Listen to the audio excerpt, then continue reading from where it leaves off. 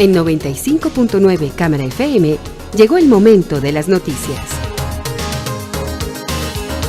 Con el patrocinio de Almacenes Éxito presentamos el Noticiero Económico Antioqueño. Información local, nacional e internacional a la altura de todas las cabezas. Noticiero Económico Antioqueño. Desde 1975 dice cómo marchan los negocios. Director J. Enrique Ríos.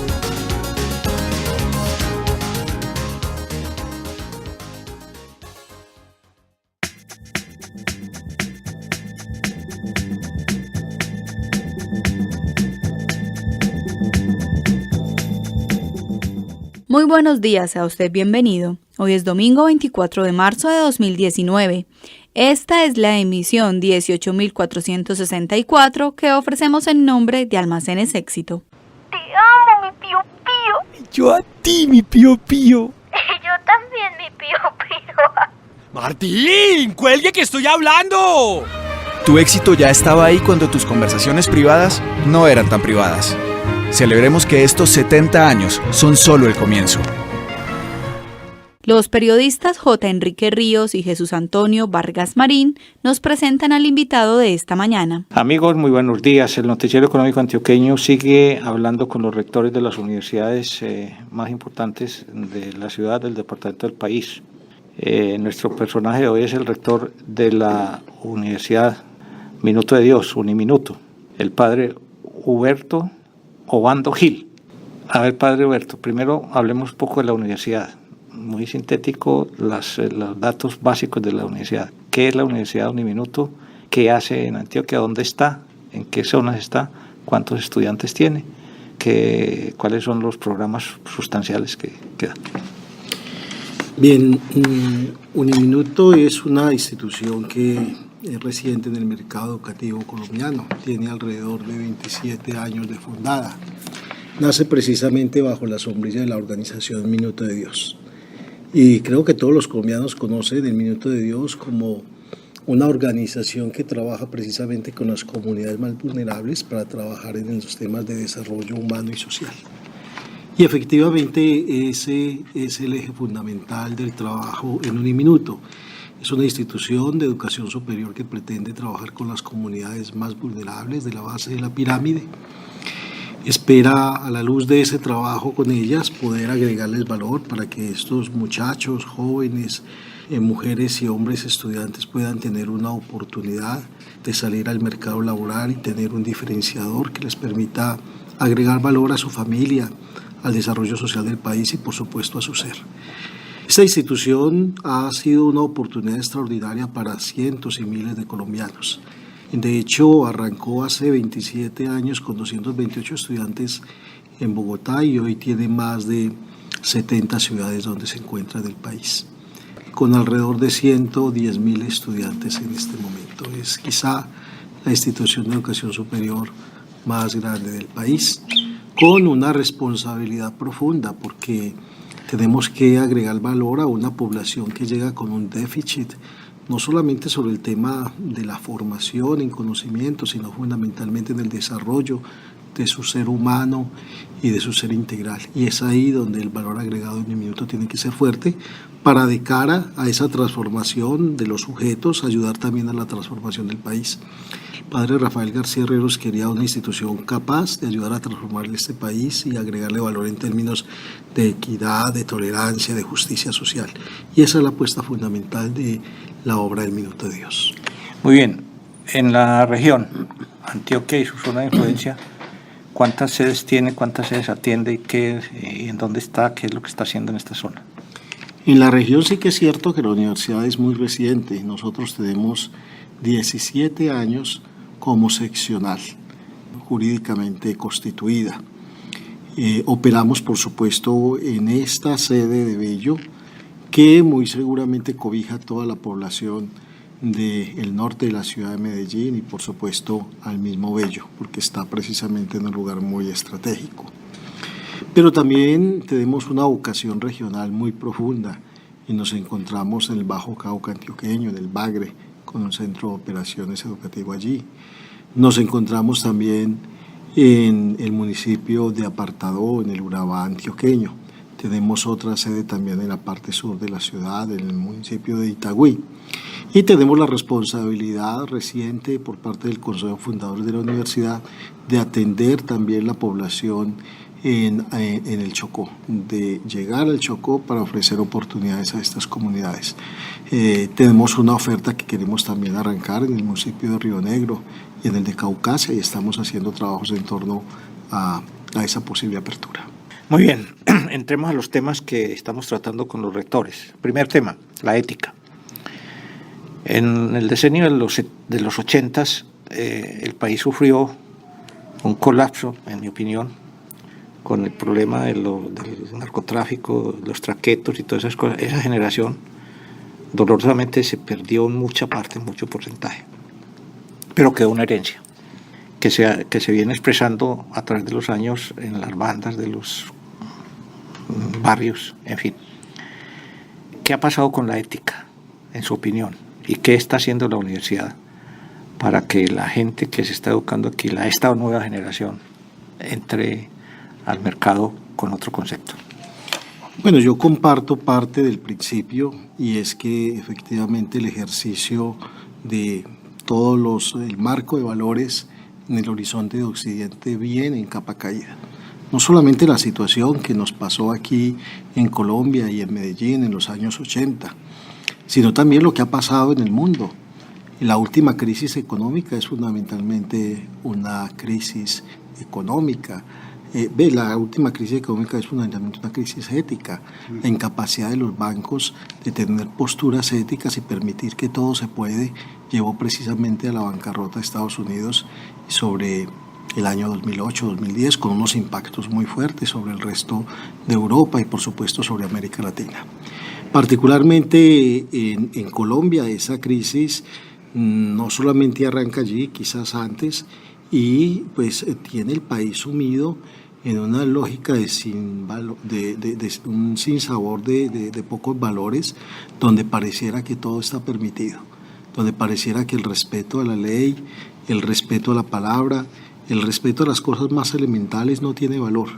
Y es allí donde precisamente los proyectos educativos en su conjunto tienen algo que decir y tienen que darle la vuelta precisamente al país, no solamente el de Uniminuto. Por la búsqueda del mismo proyecto en un horizonte de humanismo cristiano, la propuesta de formación del Minuto de Dios atiende precisamente la formación integral del sujeto. No se trata solo de enseñarle cosas en la universidad, sino que hay que ayudarle a ser un sujeto capaz de entender el país, capaz de entender las necesidades y entender que solo a la luz del trabajo, a la luz de la educación, a la luz de una mentalidad suficientemente sólida y estructurada, la sociedad puede ser grande. No conocemos un solo pueblo que haya sido grande en su historia, sino a la luz de un marco de valores fundamental. Y Colombia tiene que volver a rehacerse. Esto que nos pasa todos los días, que escuchamos todo el tiempo de niveles de corrupción en términos macros, pero también de corrupción en términos mínimos, porque a veces el papá solamente robándose el cable del vecino está formando un niño con una mirada diferente en términos de valores. Y los temas de violencia que se generan, de microtráfico, el deseo de dinero fácil, pues solo puede ser contrarrestado por una capacidad de entender el papel que tiene cada ser humano en la sociedad. Y que eso pasa por actitudes éticas auténticas, no de libros, sino en actitudes y compromisos cotidianos que son capaces de transformar la realidad. En las generaciones anteriores, y yo me encuentro en ella, era el hogar donde el niño empezaba a aprender valores. El sistema familiar agrupaba a toda la familia y se comía juntos, se rezaba juntos y los muchachos estaban pendientes era de la disciplina del hogar. Pasaron al colegio y los papás esperaban que en el colegio se hiciera eso. Y del colegio pasaron a la universidad y esperaban que la universidad hiciera eso. Pero al final cada quien se fue disolviendo en sus responsabilidades. ¿Ahora se está cumpliendo eso? No, yo diría que la tarea sigue por hacer. ¿En qué sentido? El lugar auténtico para formar al ser humano en primera instancia a la familia. Desafortunadamente el concepto de familia es muy distinto al que tú enuncias, donde había una familia grande que se integraba, que tenía ejercicios de solidaridad constantes, que tenía responsables y que tenía autoridad. Hoy el concepto de familia a veces es una madre cabeza de hogar y un niño. Y una madre cabeza de hogar llena de responsabilidades laborales o de necesidad de tiempo libre que no le dedica el tiempo que el hijo merece. Y en consecuencia el niño no queda formado ni en la casa, ni en la escuela, ni en la universidad, sino que termina siendo formado por el marco de antivalores, como puede ser perfectamente la calle y todo lo que se puede encontrar allí. O terminan también en el marco de valores constituido por los medios de comunicación, que no siempre son precisamente el mejor rostro para mostrar, porque a ellos lo que les interesa es la venta de publicidad y pues pueden hacer cualquier cosa por eso. Desde allí que efectivamente la universidad tenga que seguir trabajando en ese papel, pero yo no soy de los que crea, no creo que en un minuto se crea salvador del país, cree que aporta en el desarrollo precisamente de la formación de ese joven. Pero si ya viene desde la familia con un marcado acento antivalores, pues la propuesta que reciba en un minuto le puede tocar el corazón si él lo abre. De resto es muy difícil.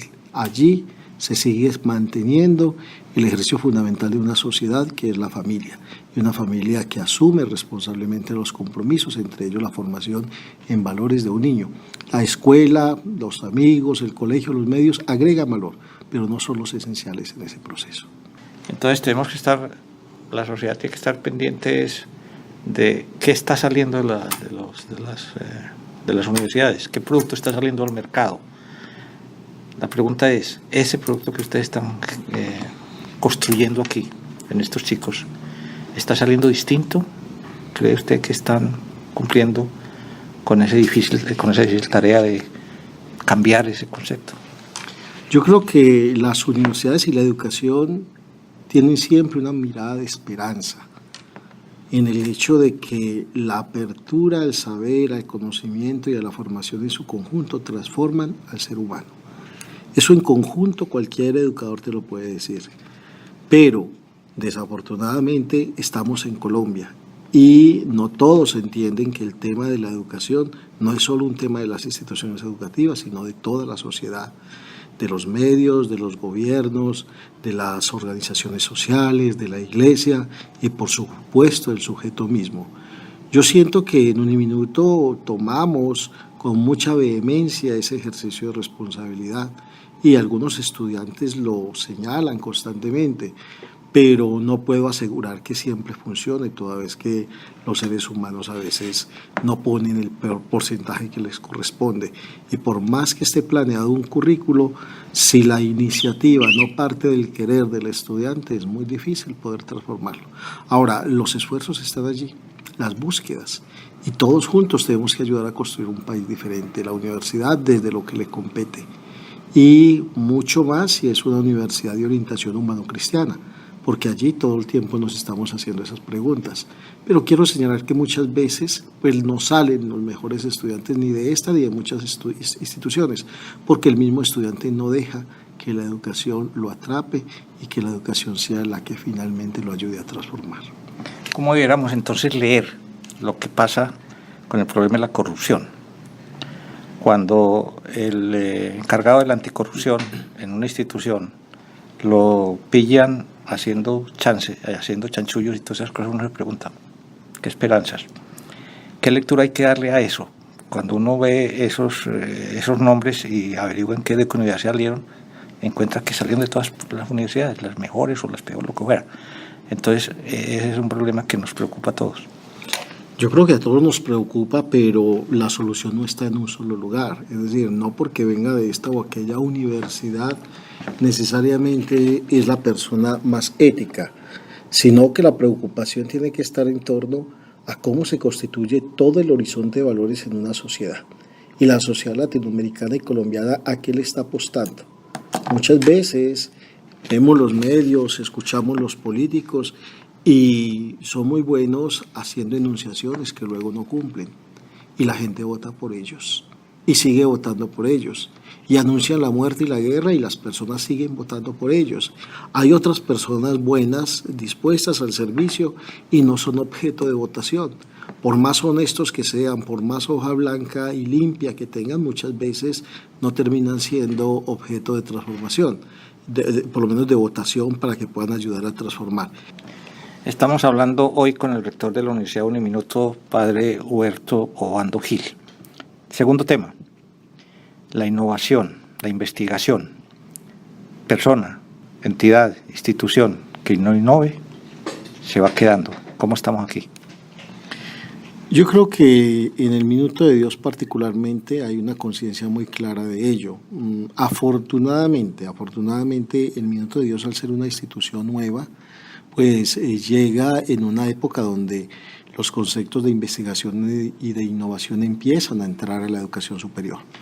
Eso lo digo porque hasta hace 20, 50 años no eran conceptos relevantes en la educación superior. A muchos estudiantes nunca les comentaban la palabra investigue, y era más un recibir información y consumirla que una lectura crítica de esa información o una posibilidad de indagar en una problemática. Esos conceptos vienen desarrollándose en América Latina hace unos 30 o 40 años y particularmente en la educación colombiana hace más de unos 25 años aproximadamente, tiempo que coincide con los 27 años de nacimiento del Minuto de Dios.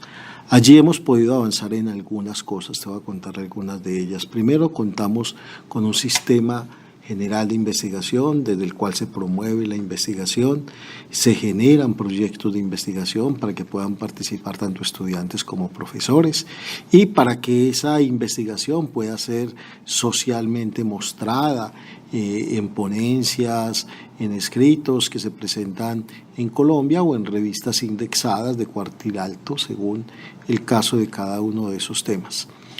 Contamos también con un centro que llamamos el Parque Científico de Innovación Social, una experiencia extraordinaria que en su momento con el apoyo de Colciencias logramos fundar hace unos 6 o 7 años.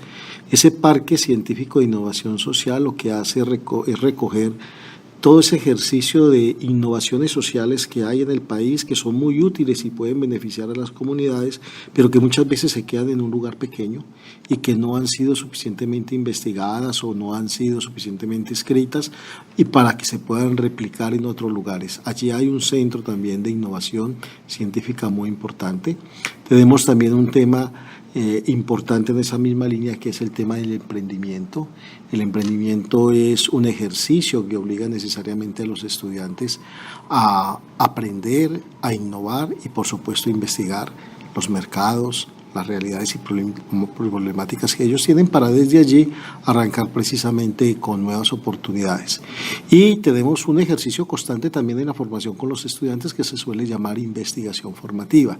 Y son todas esas asignaturas de investigación formativa, pero sobre todo son todos aquellos proyectos que le van abriendo el horizonte de comprensión crítico al muchacho para que descubra que la realidad es mucho más de lo que él ve y que es apenas una postura que él tiene que ir analizando y a partir de allí indagando. Eso termina usualmente con unos proyectos de grado o termina usualmente con una cercanía en los semilleros de investigación por parte del estudiante. Yo diría que ahí hay unos ejercicios fuertes que al Minuto de Dios como universidad le ha ido viniendo bien en los últimos años. Venimos subiendo en los rankings de investigación del país. Por supuesto, al tener una institución tan joven, seguramente nos demoramos por lo menos otros 5 o 10 años para estar en los primeros lugares, pero ya hay una evidencia de ese trabajo con un buen número de artículos de tallaje nacional e internacional e incluso con unos recursos muy fuertes. La convocatoria interna que realizó el Minuto de Dios en el país el año pasado implicó proyectos por alrededor de 10.000 millones de pesos, de los cuales cerca de 6.000 millones de pesos fueron puestos por la institución y otros 4.000 millones de pesos en convenio con otras universidades, en convenio con otros centros de investigación e incluso universidades de carácter internacional. Por colocarte un ejemplo, en este momento en la sección Albello contamos 41 proyectos de investigación. De esos 41 hay 11 con cofinanciación internacional y hay 19 que tienen cofinanciación de otras universidades. De modo que hay cerca de 10 proyectos que son los que nosotros tenemos solos. El resto está en convenio con universidades nacionales e internacionales. En el año 86 yo tuve la oportunidad de estudiar en Corea el tema de por qué los tigres asiáticos que están empezando a generar una gran revolución industrial estaban tan aceleradamente lográndolo. Y me dieron una respuesta. Hemos dedicado todo nuestro esfuerzo a 2 áreas, educación e investigación. ¿Qué nos falta a nosotros en Colombia? Apoyo oficial, que el sector privado entienda eso, ¿o qué?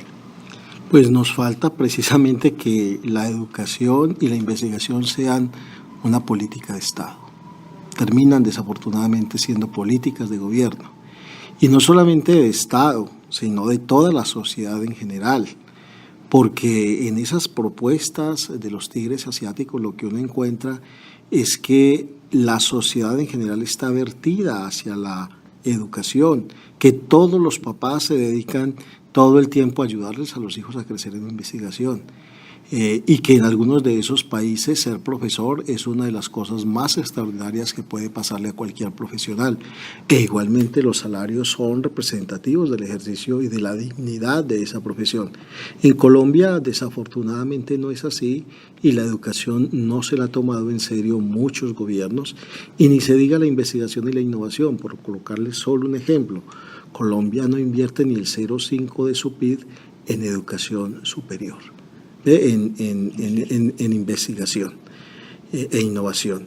Y hay países donde eso pasa por el 3% de todo el PIB. En Colombia es absolutamente desafortunado los recursos que hay para investigación, las políticas del Estado para investigación, y hoy la investigación, el 70-80% de la investigación se la hace las universidades al Estado. Con tanta tristeza que esa investigación termina haciéndose con los recursos de los mismos estudiantes. Prácticamente hoy son los estudiantes y son las universidades los que pagan con sus matrículas y recursos la investigación del país. Es una cosa muy triste cuando precisamente toda la sociedad debería estar vertida a apoyar esos ejercicios de investigación. Tú vas a un país europeo o vas incluso a Estados Unidos y notas cómo la sociedad en general busca las universidades para que investiguen y depositan allí los recursos. En Colombia, la sociedad en general y la empresa viene a las universidades a pedir que investiguen ellos sin incluirse y sin proponer ningunos recursos. Así es muy difícil construir un país donde realmente avance la educación y, por supuesto, la investigación. Nos queda un minuto para el último tema. El mundo está avanzando aceleradamente hacia la robotización. La inteligencia artificial nos está pisando los talones. ¿Cómo tenemos que, nos estamos preparando para eso? ¿Cómo tenemos que estar trabajando para que cuando esto llegue, nuestros productos, nuestros estudiantes hayan salido ya preparados para afrontar eso? Ese tema es realmente muy delicado y muy profundo. En números muy claros, en los próximos 15 años se espera que se pierdan 400 millones de empleos. Eso supone fácilmente el 12% de toda la mano de obra que hay en el mundo. Entre ellos, por supuesto, lo que más se perderá son los empleos que tienen que ver con temas operativos, porque la robotización y la inteligencia artificial harán efectivamente que un robot haga lo que hoy hace 200, 300, 500 colaboradores u obreros. En ese sentido, las instituciones de educación superior lo primero es que tienen que conocer hacia dónde va la inteligencia artificial y de qué modo tienen que formar a sus estudiantes para que los enseñen a aprender y a desaprender y los enseñen también a tener espíritu crítico y adaptación a esas nuevas realidades. Es lo primero que hay que hacer, pero también habrá que situarnos en todo el nuevo ejercicio de profesiones, en el marco de nuevas profesiones que se vienen. Hoy hay profesiones que o se señalan de por lo menos 50 profesiones que hoy no existen todavía y que van a requerirse, y todavía no hay universidades preparadas para eso, de modo que nos toca estar muy alerta a todas las instituciones de educación superior, pensando y tratando de analizar lo que se viene, porque realmente va a ser un tema mayúsculo para el cual las universidades no pueden estar a espaldas de esa realidad. Bueno, a nosotros nos viene encima el tiempo, ya se acabó. Nos pasamos de tiempo, pero le agradecemos mucho al padre Huberto Obando Gil su atención. Este servidor de ustedes, J. Enrique Ríos, y Jesús Antonio Vargas.